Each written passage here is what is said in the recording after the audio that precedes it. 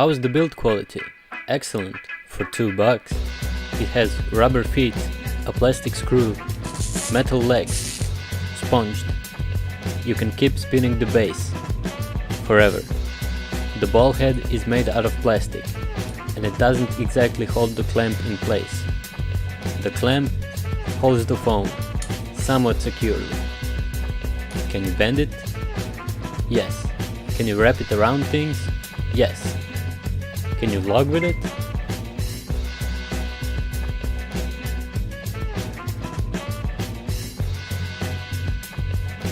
Absolutely. Guess what? I lied. It's actually less than $2, $1.80. Pro tip: don't shake your phone like an idiot. Bad things will happen.